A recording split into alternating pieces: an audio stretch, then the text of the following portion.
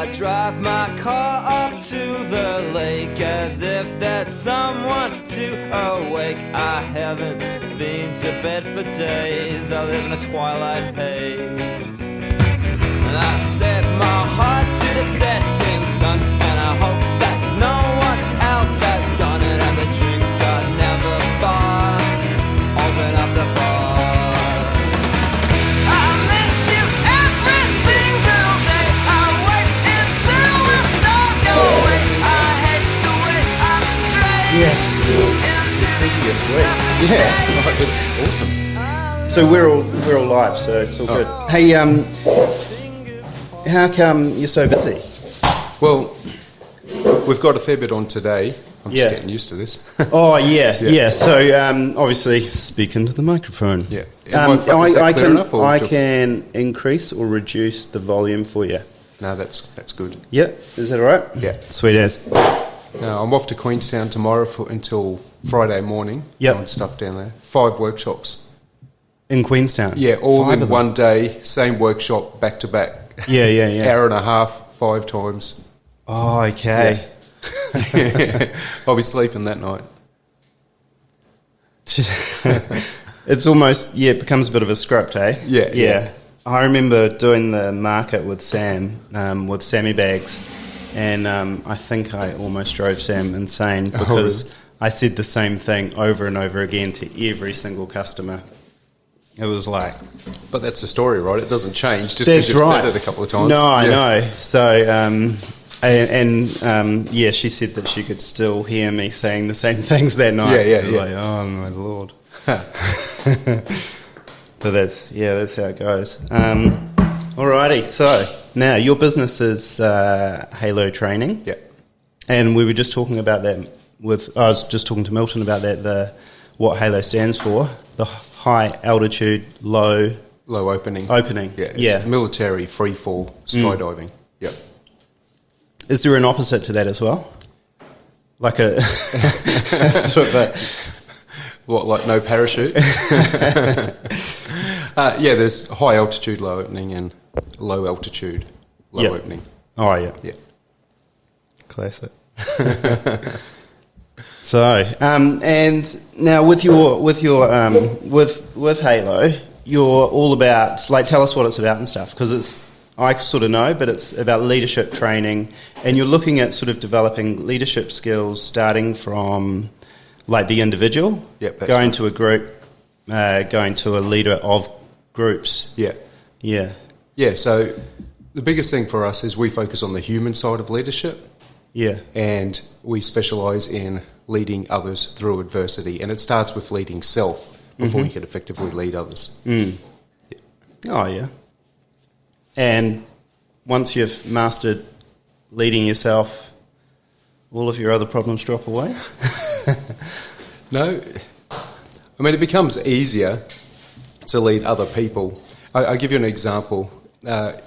More often than not, what we've seen is that people tend to get promoted based on their technical skills or their time in the industry, Yeah. and not their ability to lead other people. And it's about being able to manage yourself, so maintaining composure in high-pressure situations. So rather than cracking under the pressure and projecting that negativity out on your team, it's about being able to manage your own emotions Yep. in times of pressure. Yeah. Which, in everyday life, if you've got a family or any sort of scenario, or in the workplace, those skills will become, they're crucial, aren't they? Yeah, that's right. Yeah. And we take our... One way or another, we're going to come across adversity in our lives. That's unavoidable. And then it's how are we going to... Yeah. Because a lot of our time these days is spent being comfortable and avoiding any that's right. risk and Yeah. sort of reducing things. Yeah. Yeah. Yeah, so we take the lessons that we learned on the battlefield. So I'm former military, former army, and we take the lessons that we learned leading teams overseas on operations that apply directly to business. And what I found overseas was obviously we need the technical skills to do the job, and we're going back into that lead self, that self-management. It was, how do you make good decisions under pressure? When you're feeling overwhelmed, how do you make those good decisions? And what are you projecting on other people in those high-pressure moments? Is it negativity? Is it positive? The sort of influence that we have on other people depends on how we lead ourselves in those times of pressure. Yeah, because that will straight away affect the team and stuff. That's interesting. And like the like making a decision without pressure, some of those there's still a certain amount of underlying pressure, isn't there? Because potentially you're going to make the wrong decision or all sorts of things, or you could still impact your team in a negative way. So it's probably but adversity, new things kind of come into play. Like what are those extra kind of things that can complicate your decision making process? Is it kind of well, there's a number of things, and it really, we all respond differently to different levels of pressure. But it could be time-based pressure is a form of adversity, or difficult conversations, whether you're having a difficult conversation or on the receiving end of a difficult conversation, or just a massive workload. So we really focus on helping people, or what we do is we provide very simple tools, and they don't make dealing with adversity any easier, and they don't provide a solution to the problem. No, but it's about navigation, navigating yourself through that.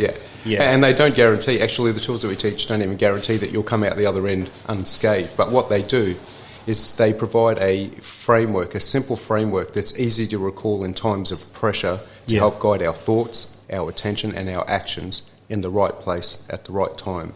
So we're not getting distracted by the white noise and the negativity of the situation. We're focusing on even with those tools, there's going to be a certain amount of perhaps chaos and things, which so you're always going to learn something more from each situation, and presumably, no matter how well planned, like potentially if you were doing a military operation, no matter how well planned, there's always going to be that that there's a realm which is uncontrollable, outside of our control. There's a saying in the military that no plan survives first contact with the enemy. Right. No plan. No plans. That's quite grim. That's not like 50-50. Will you go in kind of... No, that's right, but it's about being adaptable as well. That if you set a plan in stone and then things don't go as planned, then... So do you have a plan B or a plan C? Or do you just have... Are we talking about overseas or... I don't know. Like for overseas we have... Even with route selection, we'd have, where possible, 3 routes, primary, secondary, and alternative route. And then we'll have actions on all the things that we expect to encounter that could go wrong along the way. We have actions on, and we drill those actions on. Right. And after a certain amount of time, because you served quite some time, does that become, like it must become a little bit second nature? Or like the threats and stuff like that, responding to them as they pop up, is like, to begin with, when you would have first gone into the military, it would have been kind of emotionally and all sorts. It would have been up and down, riding these waves. But towards the end of your service, do you felt you had more resilience and you had more kind of control? Yeah, that's right. The beauty with those drills is that after about a year of performing them, I'm just being quite broad here, but after about a year, they do become second nature. At first it's a conscious effort, and after about a year of just going over and over and over those drills, it sort of becomes, you become perhaps less sort of flustered or less flappable. That's right. To a certain degree. Even when things aren't going according to plan. That's right. And a really important part of that, and we're talking about self-leadership, is not just looking out at other people, but having that introspective look at ourselves and reflecting on how we performed under pressure, what we did well, what we could have done better, and what we need to fix. And without that reflection, you're kind of just going to be running on the spot. So that self-leadership is a lifelong pursuit. It never, ever ends. It's continuous. Yeah, that's right. I can sort of see that. Yeah. That's pretty interesting. And I can certainly see how it would apply to business anyway. I mean, I feel like whenever I'm working on Sammy bags and different things, there's a lot of experimentation and putting something out there and really not knowing. And even with Pilgrim, we open up the door every single day, and there's this mysterious kind of whether it's going to be busy or not. We just don't have no idea. Yeah. People always ask, well, why? Why was it really busy? If I say, oh, man, it's been real busy, and they're like, oh, why is that? It's like, I've got no idea. Yeah. It's the key really is your ability to adapt and not just have these expectations where, hey, this is a plan, this is what's going to happen, and then when things don't go to plan, rather than flapping, you say, okay, this isn't working, I need to push that aside and I need to focus my efforts somewhere else now. Yeah. Milton was just mentioning as well, we were talking about focusing on the negative, eh? Yeah, sorry, I just had to get the muffins in there. I just saw an article on YouTube like earlier in the weekend.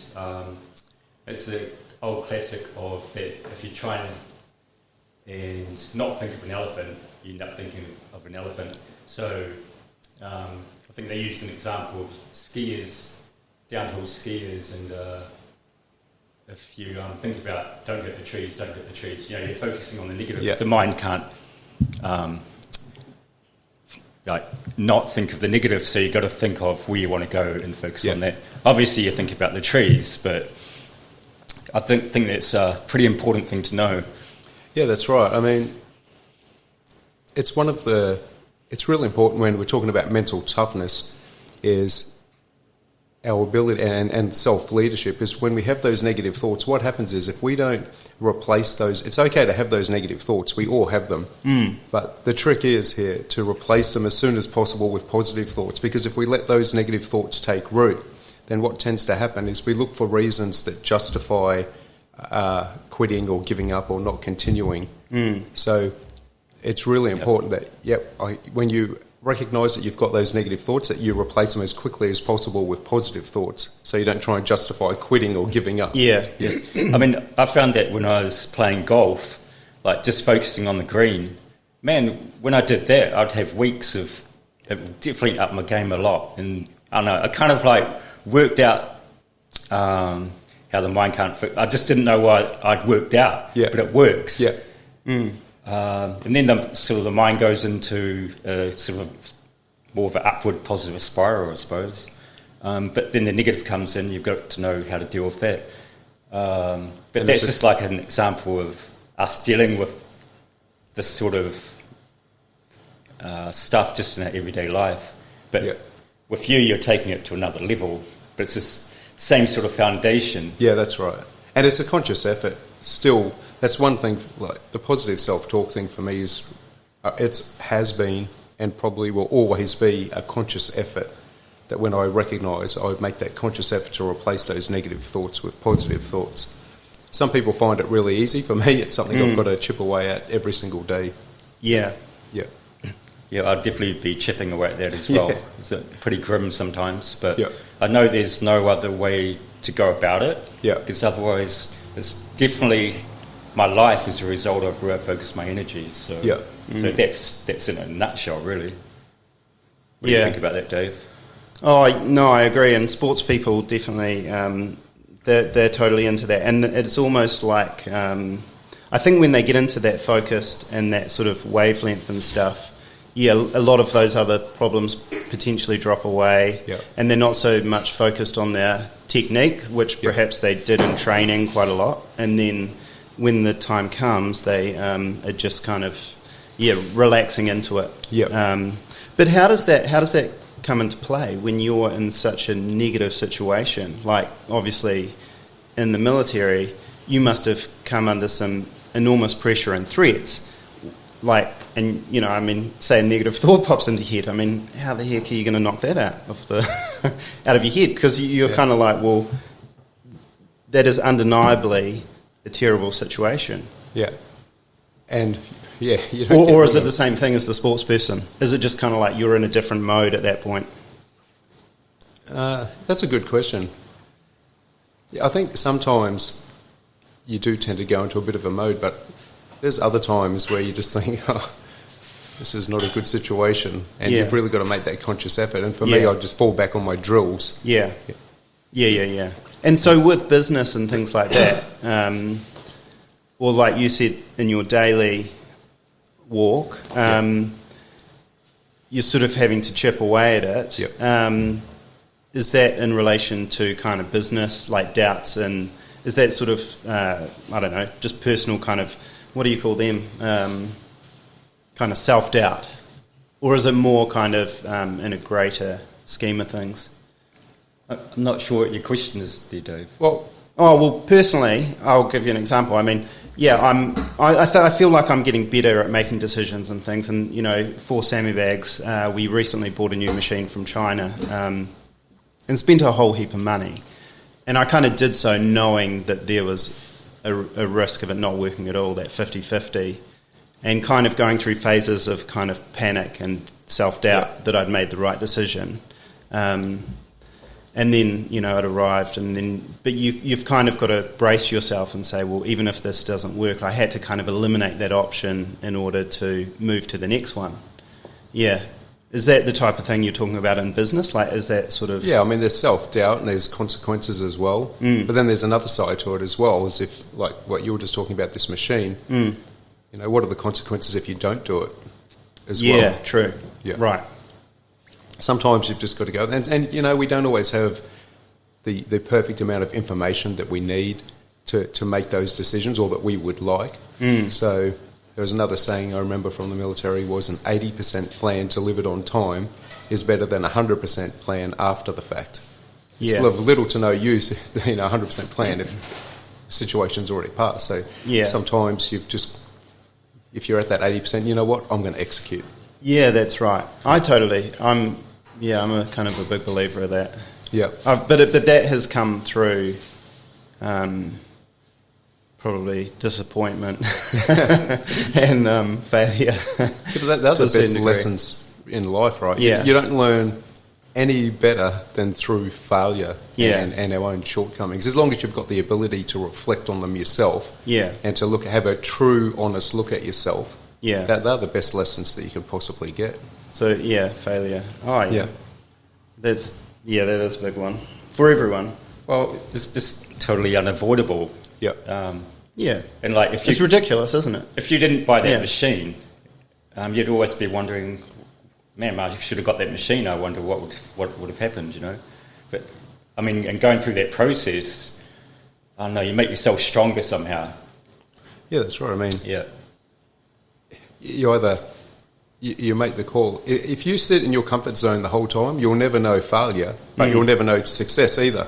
Yeah, you'll 100%. Just be comfortable. And then there's no real purpose or motivation behind what you do on a day-to-day basis. Being uncomfortable is just a part of life, especially if you really want to succeed and you've got your eye on a target and a goal that you want to go somewhere. But without that purpose, you kind of just exist. Yeah. Yep. Wow. And your mental toughness that you mentioned, is that like, how does that sort of come across sort of on an individual level, on a personal level? Do you notice kind of a change would you notice if your workmate perhaps was doing one of your leadership training courses and things like that, how would that like manifest in the person? Would they become like a hard-nosed kind of...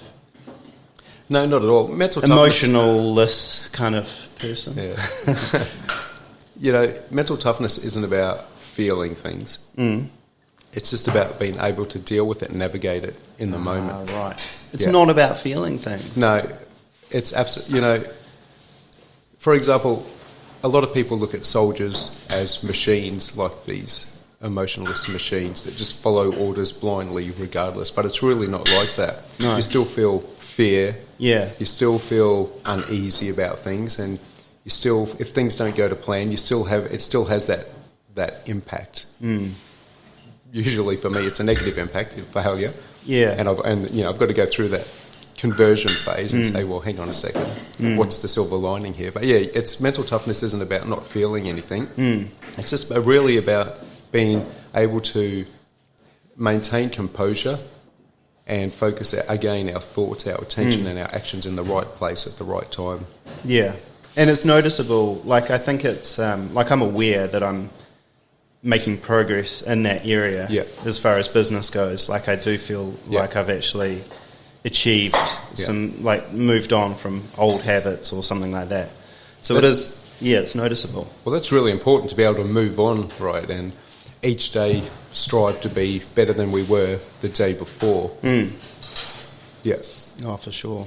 So we see, when people come to our mental toughness course, really, by the end of the course, doesn't mean you're going to be able to deal with adversity better than you were when you turned up in the morning. All that happens is that we give you a framework. And what's really important, and I learned this overseas, it's not about simplifying a complex issue, because adversity is quite complex. And we're talking about human behaviour, emotions and interaction with other people. That's complex. Yeah. And it's not about oversimplifying that.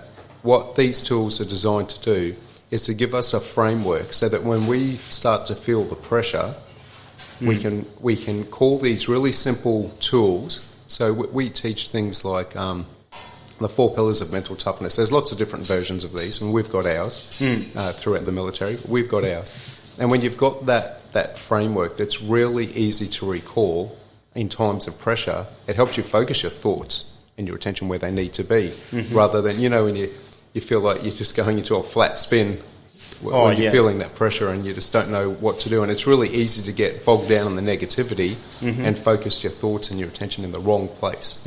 So these tools aren't about oversimplifying a complex issue.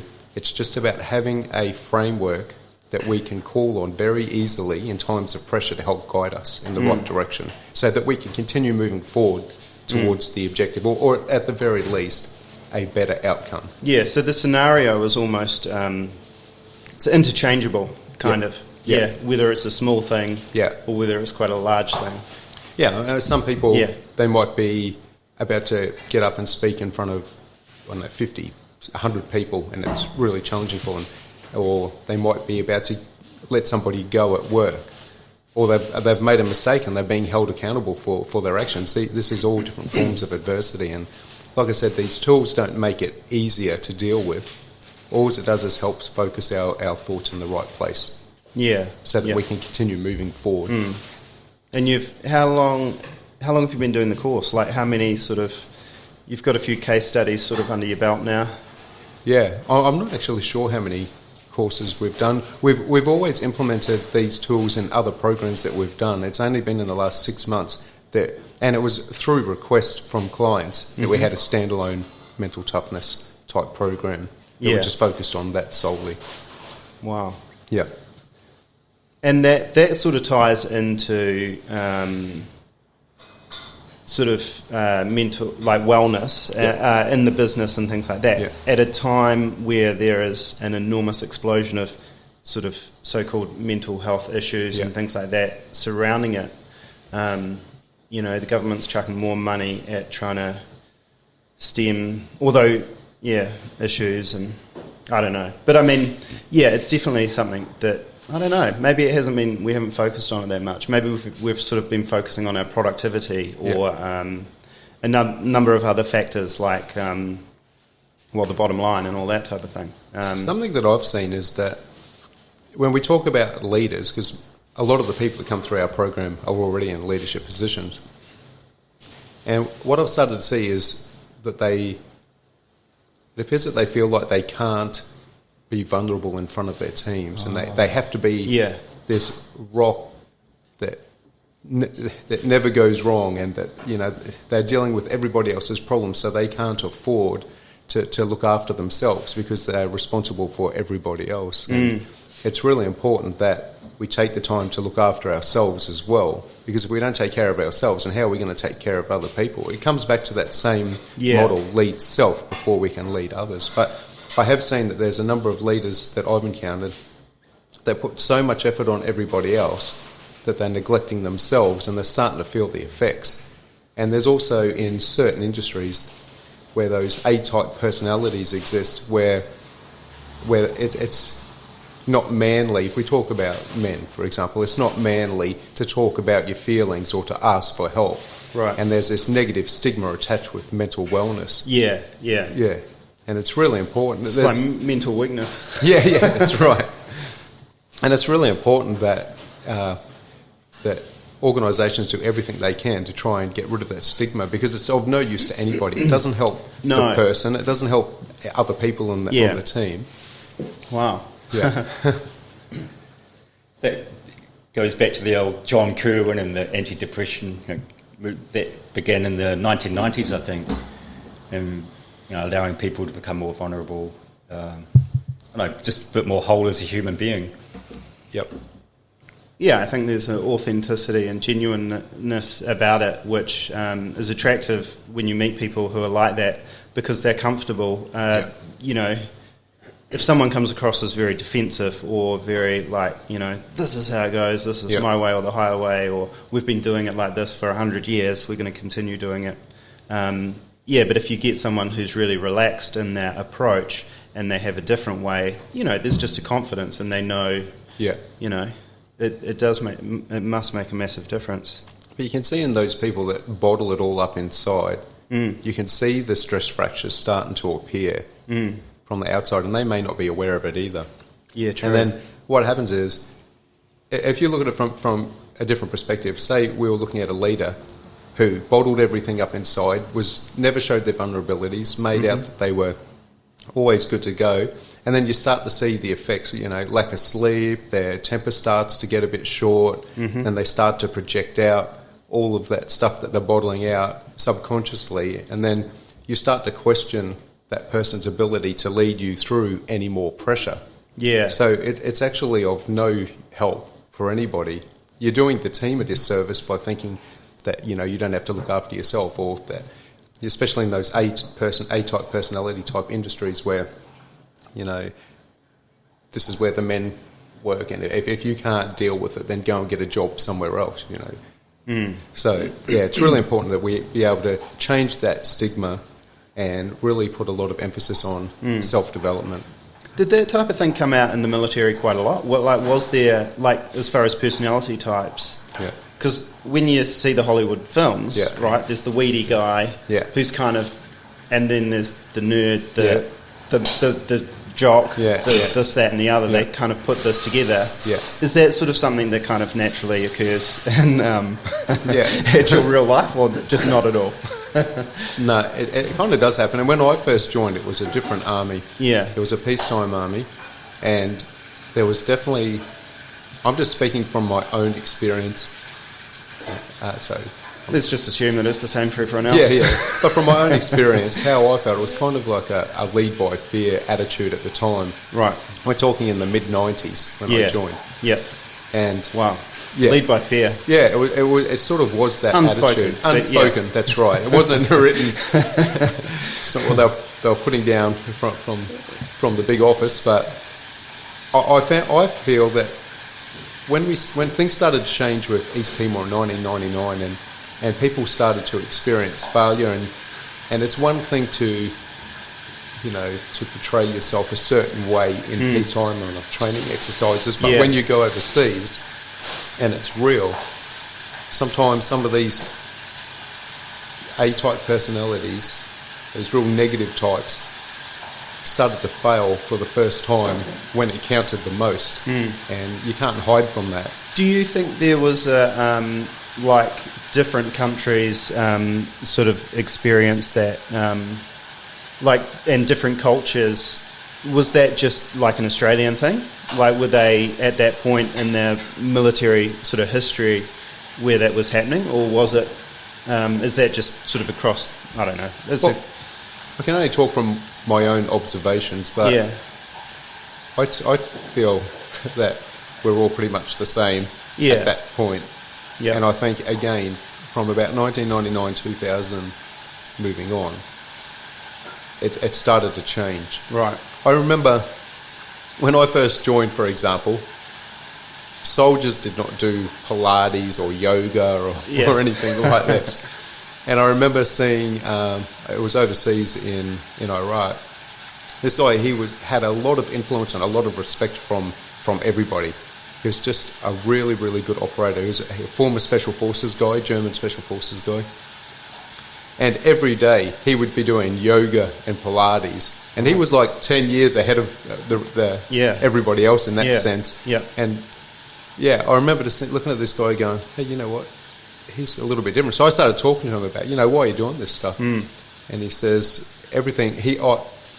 First of all, he had to manage himself. He talked to me about, he did a lot of breathing exercises, and he was a really reflective type leader. And he said, I've got to look after myself if I'm to be a good part of a useful, helpful part of the team, let alone a leader, which is what he was. Yeah. But he was just somebody who was ahead of his time. And what was really good about this guy was because he had so much influence, just within our small group, he changed the attitude away from that stereotype, like Full Metal Jacket sort of stereotype, to a lot more towards the wellness side of things, that it's okay, for soldiers to do yoga and Pilates. Now it's pretty much common practice. Wow. Yeah. Yeah. Yeah, he was obviously just kind of confident in himself. Yeah, he just that's felt right. Yeah. That's kind of cool. Yeah. Far out. Wow. That's interesting because that guy, despite the environment that he was existing in, he knew what he needed to do and how to optimise that situation for himself. There's those people who know how to follow their intuition or something like that, regardless of their tough, staunch environment. Yeah, that's right. That guy's out there doing something different. Yeah. A lot of people obviously wouldn't do that. It's like, what makes that guy a little bit different? Yeah, that's right. And that's really what got my attention. That's why I went and spoke to him. Yeah, and there's the whole nurture nature thing. But Halo, presumably, you're saying anyone is capable of learning these things. But do you also still believe perhaps there are natural-born leaders? I think there are people that just have...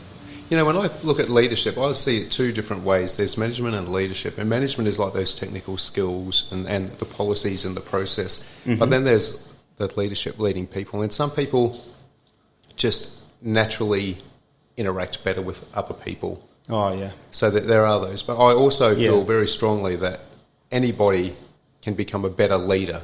They can improve on those skills personally. It's just... do you want to make those changes? Right, yep. And are they useful to you? So, Tony, you're talking about the personality types, and you've talked a lot about the, what do you call it, the A personality? A type, yeah. Does that stand for alpha, presumably? Yeah, that's right. Yeah. What are the other personality types that go to make up our society? Oh, there's so many different types. I wouldn't even know where to begin, to be honest, but... speaking from my experience in the military, like Dave pretty much nailed it. You've got those A-type personalities, but then you've got those really introverted type, quiet achievers as well. And then you've got others that they're like the grey man that you to look at, you're not really sure on how much they're really capable of, and then before you know it, they're just hammering away at their trade day in, day out, bettering themselves, and then all of a sudden, there they are. But there's so many different personalities. Yeah, no, 100%. Yeah. And it's all about, interacting with other people. You don't need to be a leader. That's just what we do every day. And I think everybody should aim to interact better with other people. Goes back again to being a self-leader in your own life, because obviously no one else is here. So yeah.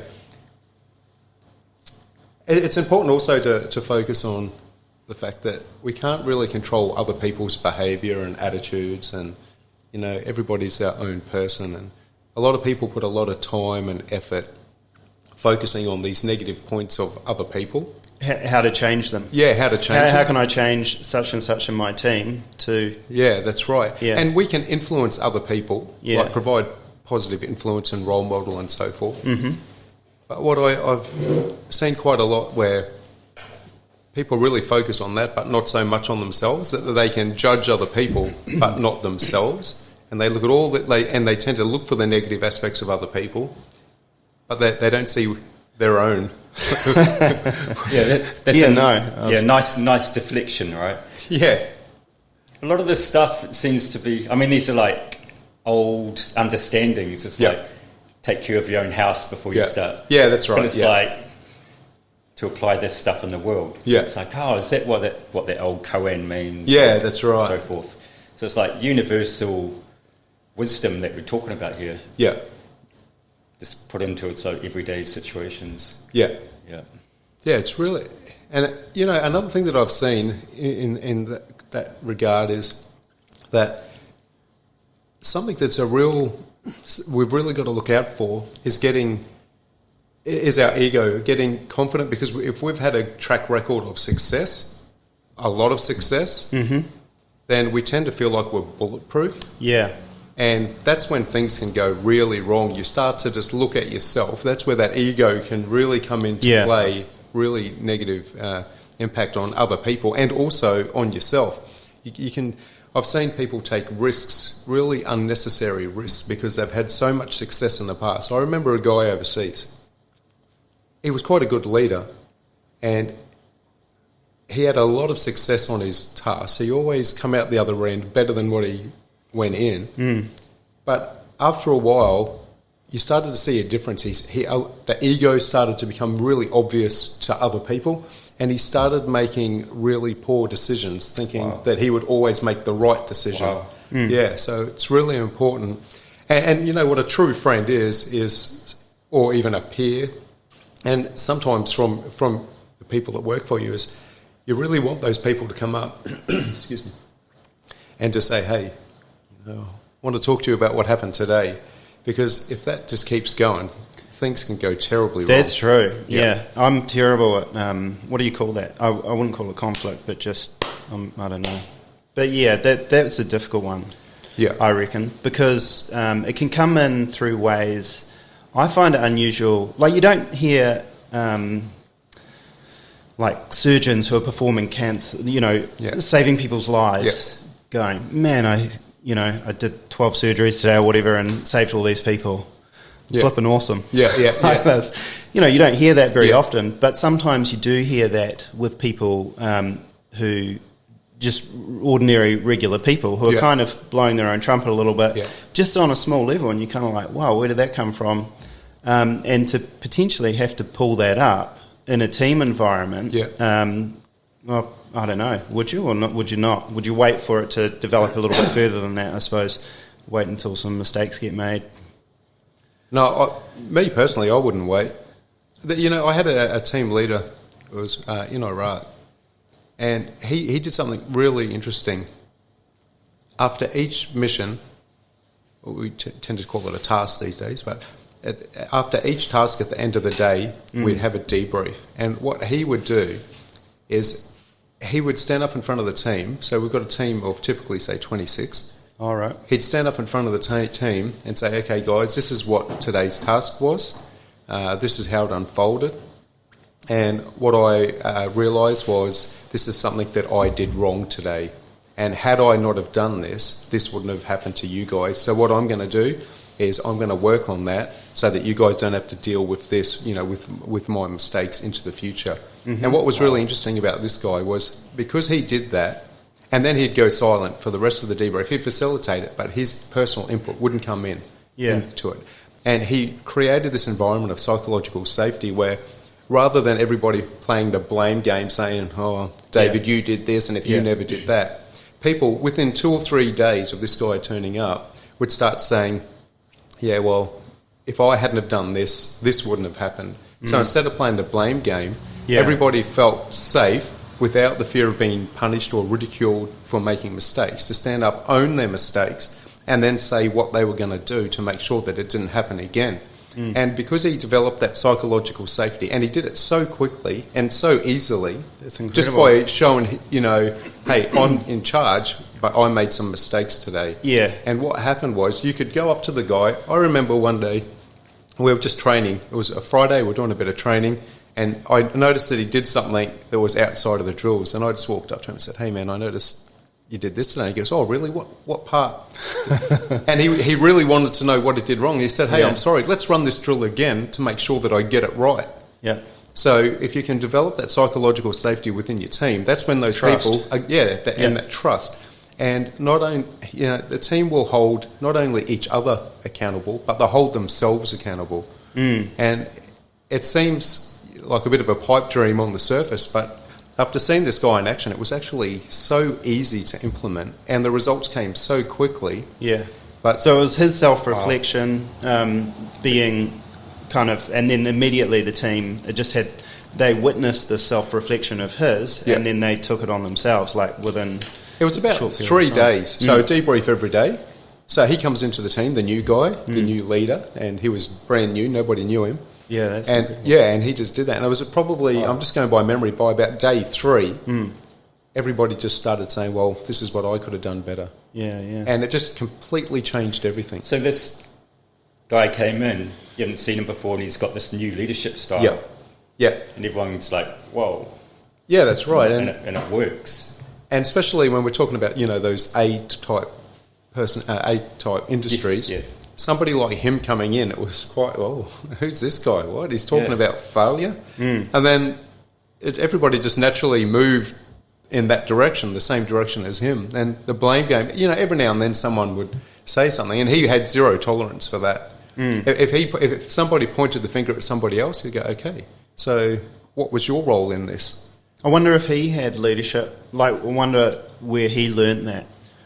Yeah, I mean, that's the thing, right? It only takes one good leader to really make that impact that changes somebody.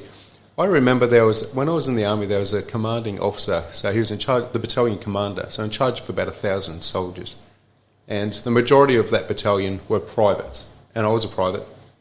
And I remember one of my section mates and I were walking past battalion headquarters, and the CO came. So he's got 1,000 soldiers under his command, and we were just 2 privates walking by. So we throw him the salute, and he stops to talk, and he knew both of us by our first name. Wow. Yeah, and then he looked at my mate and said, hey, I understand last time we spoke, it was about, 4 or 5 months ago, just briefly, you told me that your wife was pregnant. How's everything going? And so, they had a bit of a chat. He said, yeah, my wife's well. He said, let me know if you need anything. Okay, you guys have a good day. Off you go. And it was just those little things where, he remembered this guy's wife was pregnant. He remembered 2 privates in a unit of 1,000 people by first name, and he didn't have to stop and talk. He had lots of other things he could have been doing, but he chose to stop and just ask us how we were, take the effort to remember our name and the last conversation.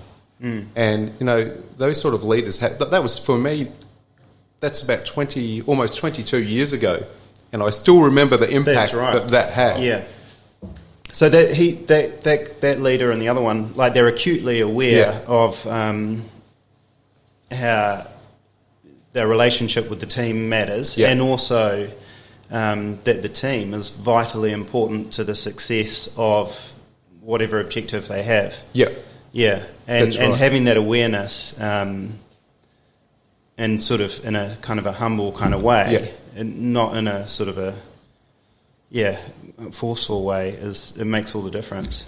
What you're just saying before about feeling safe in the environment, that was the basis of last week, the Neurofit.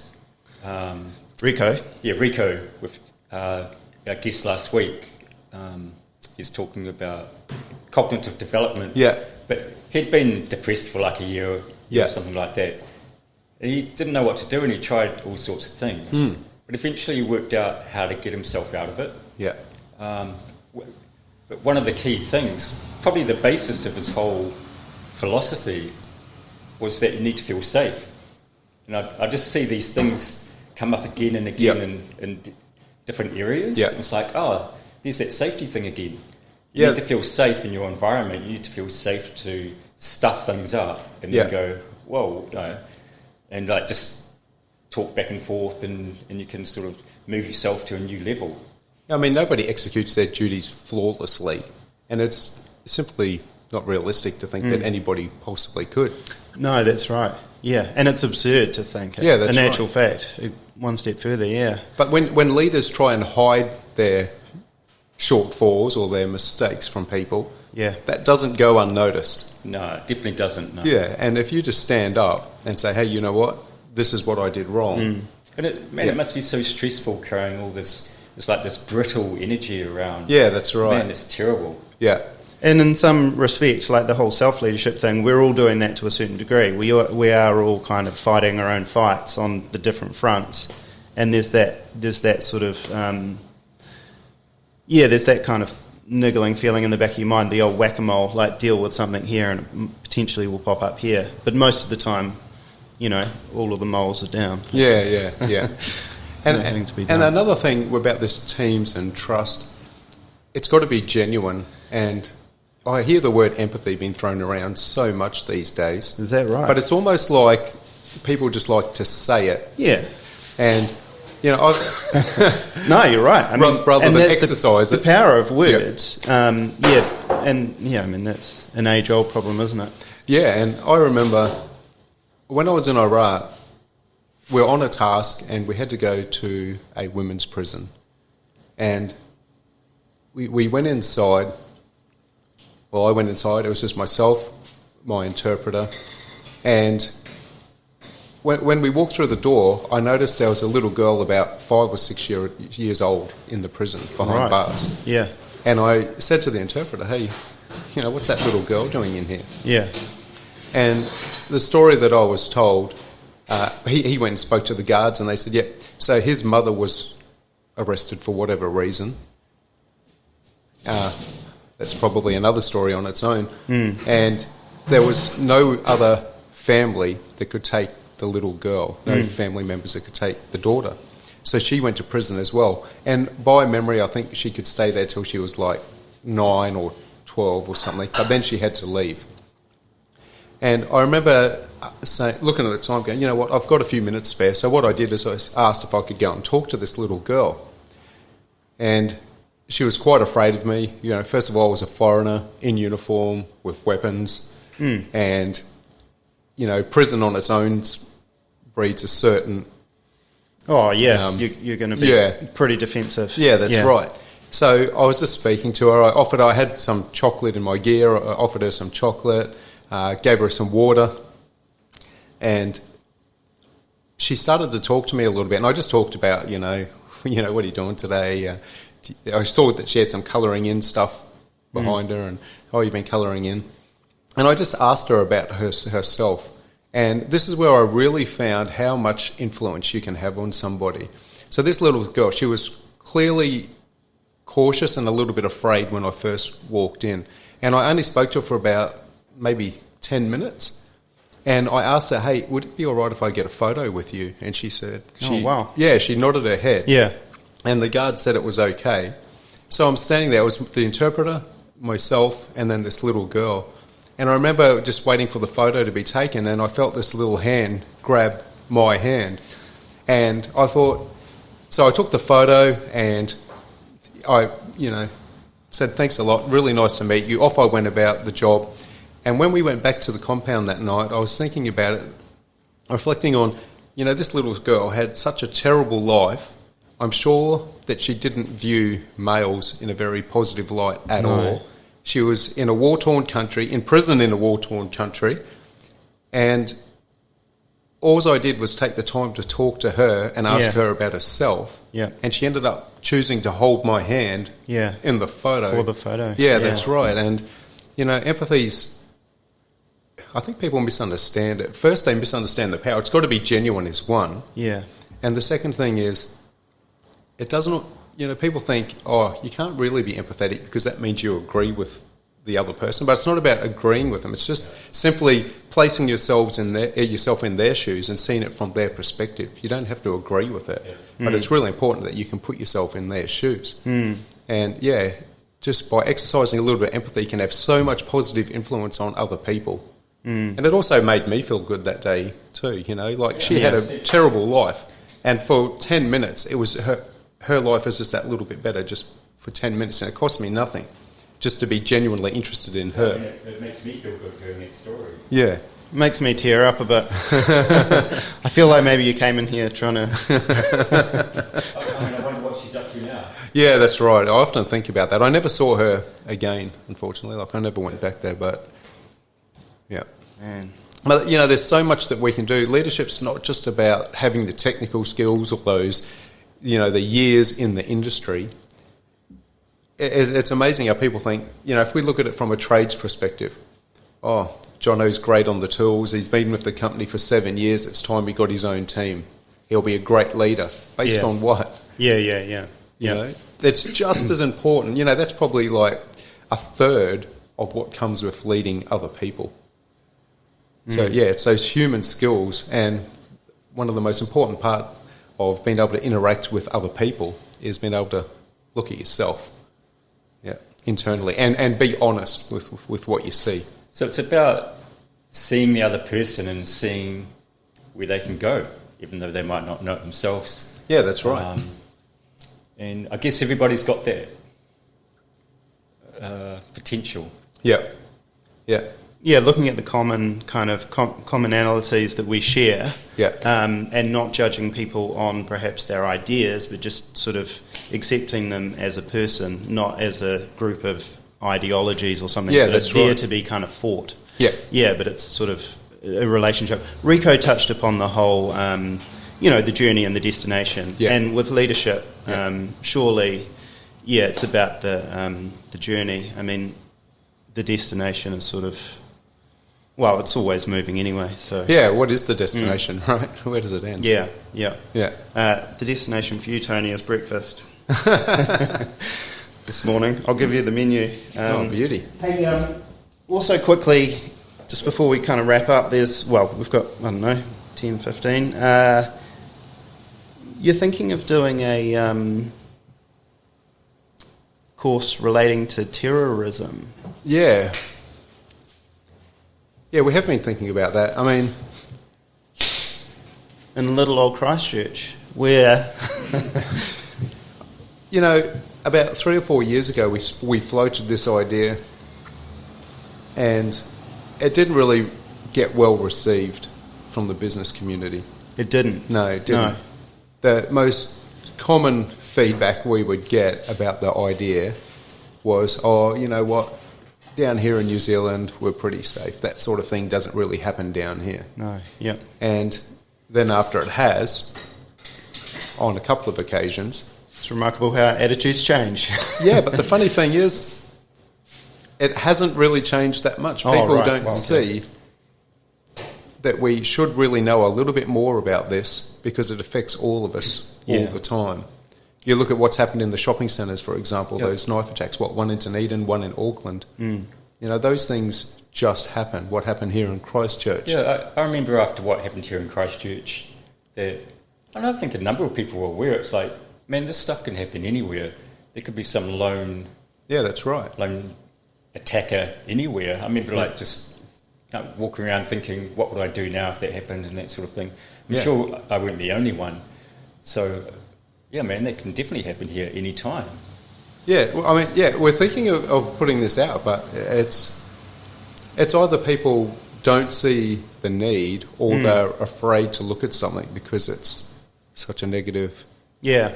So do you reckon what type of companies would be interested in doing a course like that? Would they be necessarily security companies, or would they just be companies where there's large gatherings of people, like supermarkets? Although I don't know whether that's... I think it's anybody, to be honest, because, if it didn't happen here, it could happen there. It doesn't really matter. And what's important is that people they have an understanding of what to look for and how to look for it. And it's even if you're just going to the ATM at night, that's good to know. Going for a run early in the morning or late in the afternoon or in the evening, it's good to know. Right, so that's sort of leadership itself, almost self-defence. That could lead to a greater thing because you never know how one person could impact on a large group of people. Yeah, that's It might start with you, but it might continue to other people. Yeah. And if you've got the skills to deal with it and cut it off quickly or potentially. What or run the other way? Run the other way. What are we doing, Tony? Run the other way. Okay. Just don't be there. Yeah. Just don't be Yeah. there. So Like the that. objective is not to train people how to intervene. That's the last thing you want to do. Mix it up with somebody. Well, there you go. Yeah. That's my interpretation is completely wrong because I have no idea. How often do you see people walking down the street, texting on their phone, completely oblivious to everything that's going on around them? I mean, I've seen probably half a dozen people doing that and step out onto the road, and someone's either had a near miss or someone's grabbed them and pulled them back. Yeah. And it's about your situational awareness. There's a time when you can be relaxed and unaware. It's usually when you're at home going to sleep. But when you're walking around in town, you need to be relaxed but aware of what's going on around you. And this is what that course is all about, that. Knowing what to look for. Yeah, I remember just going, do a shift at the kitchen, it's like 1 a.m. or something, and I've got to walk through through a few dodgy suburbs. Yeah. And so, I'm well aware of that. It's like, man, that place up there with all those trees, that looks a bit dodgy. So I'll walk out on the road a wee bit. I'm not walking right beside the driveways or something like that. This is exactly what it's aware about. of it. It's about being proactive rather than reactive. If you're not aware of what's going on around you, or you become complacent because you go there every day, then when something happens, you're reacting to it, which means your options are a lot more limited to what they might have been 30 seconds to a minute ago. So if you can be proactive and make your move before the incident, you've got so many more options available than waiting for it to happen and then reacting. Yeah. Oh, sometimes I would see a bunch of 3 people up the road a little bit. Yeah. And I'll just use my perception. It's like, what are those people? I'll listen to their voice tones, all that sort of thing. And if I feel uncomfortable, I'll take a different street. Yeah. Because, what we look for, you don't go looking for weapons. That's a variable. It can be anything, it could be anything. But what's important here is it's about baseline behaviour. And when people have intent to cause harm to others, there's certain traits that regardless of your culture, what nationality you are, they're always there, these certain behaviours. And it's about knowing what's normal, what's there that shouldn't be, or what shouldn't be there but is there. And that's what we want to teach on this. And that's relatively identifiable, like for that's something that you could teach me to identify. Yeah. Because what would the person? What's an example of what would the person be doing?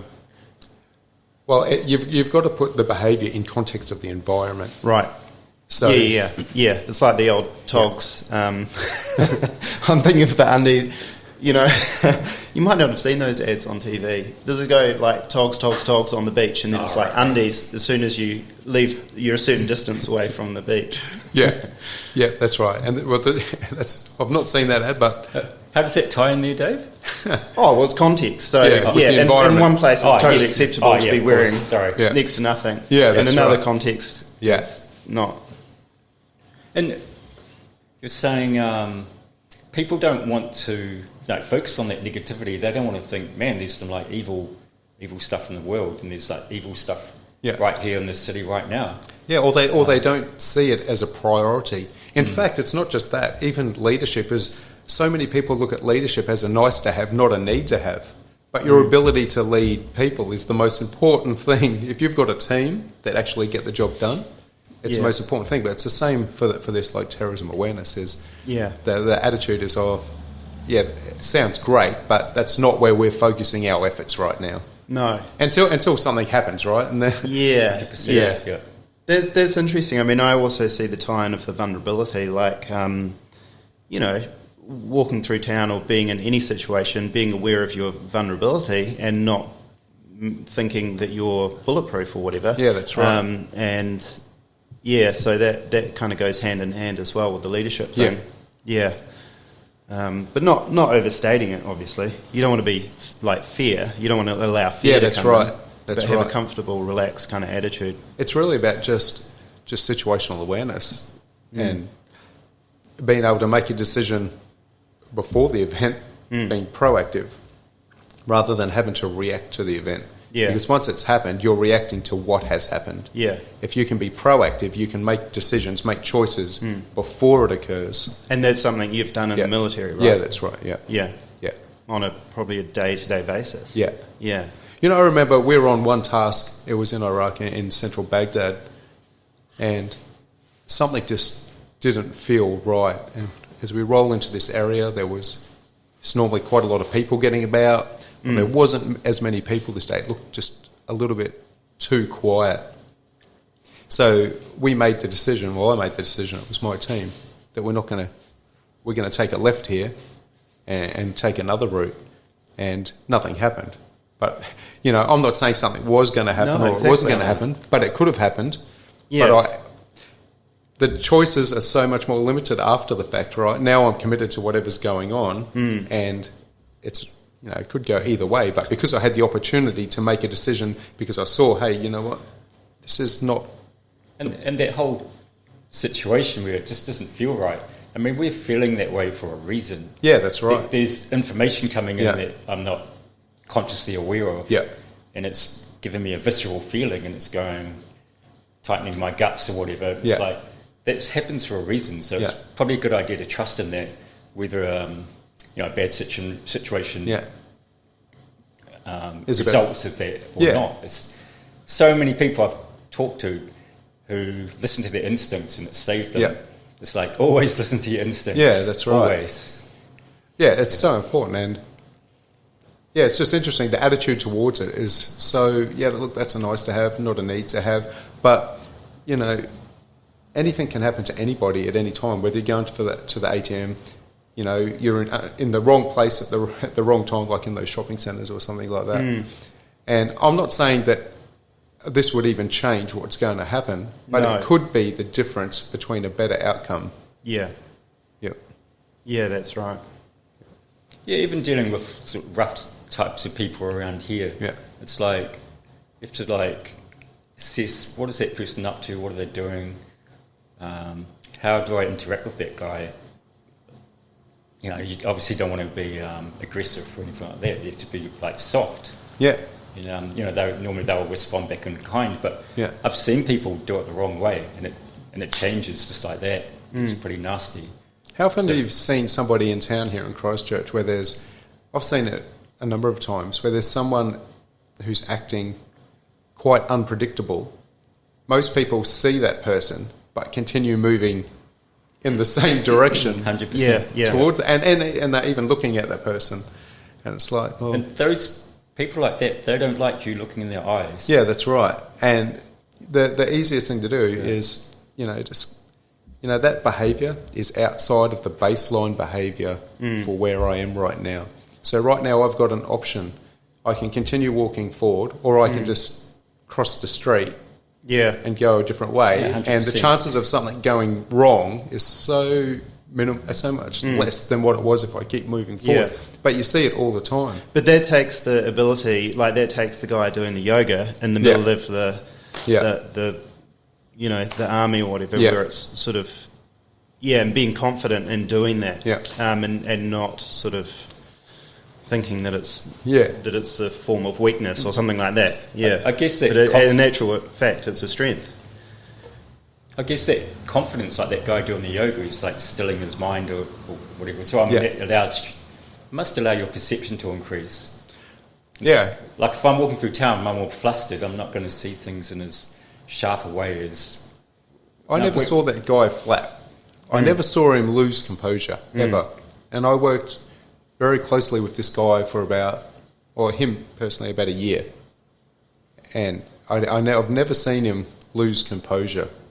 So what does that communicate to other people? It makes me want him to be my leader, right? That I can trust him to make good decisions when it counts. Yeah. Oh, that's cool. What's your decision, Tony, on the breakfast front? Well, I'm definitely looking at the sourdough toast. All right. Same as Rico. I thought you were going to be eggs and bacon. I like the sourdough. Sourdough toast. Yep, we can do that. Awesome. Yeah, great. Okay, Thank worries. you. Thanks for coming in today. It's real cool to hear about me. what Halo's up to and what it's all about. Yeah, nice. I'm sort of just getting into it now. Kind of a bit dozy before. Do you have some more questions? Man, but it's so many. It's just something that expands into so many fields. Yeah, that's right. It covers the whole spectrum of human life, really. That's right. When you focus on the human side of leadership and about leading self so that we can better lead other people. You know, people view a leader as somebody who is got the responsibility of other people. I see it a little bit differently because everything that we say, everything that we do can have an impact on those around us. So I think everybody's a leader. Yeah. Because our ability to influence others, whether it's negative or whether it's positive. True. Yeah, I see what you mean. Yeah, true. God, that's so important to remember when we're influencing people in a negative way. Yeah. And sometimes, you know, when people are having a bad day, you know, somebody might be a bit confrontational at work. And if we generalise here, the typical result is the person on the receiving end of that gets quite defensive and it becomes a bit of a alteration, right? Yep. But Yeah. another way of looking at it is, hey, I wonder what's driving this behaviour. Something must be going on in the background. Yeah. It's like, you know what? I just need to listen. Yeah. You don't That's need right. to get into a mix it up and argue about it. Yeah, and the more you practice that on yourself, Yeah, that that's self-reflection right. on yourself, like what are my drivers? Yeah. What's triggering me? Or Yeah, you know. why am I acting this way? Yeah. And then it helps you see the other person perhaps in a more Yeah, that's right. And there's different the light. empathy thing again. Yeah. Full circle. But it's so much easier to judge other people than to judge ourselves, and it's so much easier to say, "Hey, Dave, here's all your faults, but I've got no faults." Yeah. Yep. I think there is a movement towards a greater self-reflection these days, and that's going to be for the greater good for sure. I think that's the most valuable learning tool that we have is reflection on both the situation and also ourselves, about being able to shift from an emotional reaction to a focused response.